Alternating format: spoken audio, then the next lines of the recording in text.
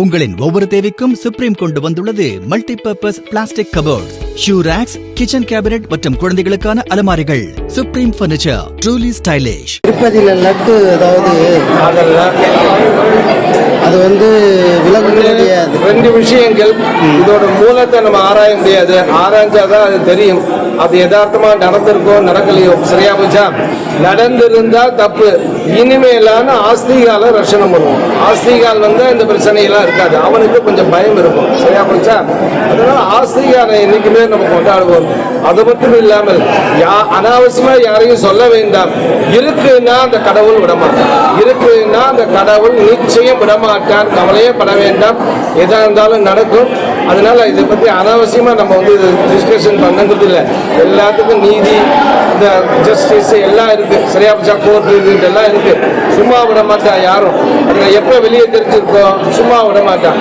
அதனால அது யதார்த்தமா நடந்துட்டு இருக்கோம். நாம் அதை பத்தி எல்லாம் கவலைப்பட வேண்டாம். நமக்கு நம்ம சன்னதி முக்கியம், பக்தி முக்கியம். எது எப்படி இருந்தாலும் நம்ம போனா அந்த பெருமாள் நமக்காக கொடுக்க போறான். அங்க இருக்கிறோம், அதனால அவன் கொடுக்கல, வாரி வழங்கல. அவனுக்கே சுதவா இவாள மாதிரி அனுசரியா நடந்துட்டு எல்லாம் காரியத்தை பண்ணா இன்னும் நிறைய கொடுக்க போறான்.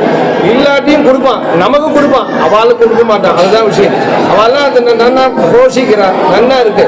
நாம நன்னா இருக்கிற இடத்த நன்னா நிதர்சனத்துல ஆதரிப்போமே, நன்னா இருப்போமே. சரியா போச்சா?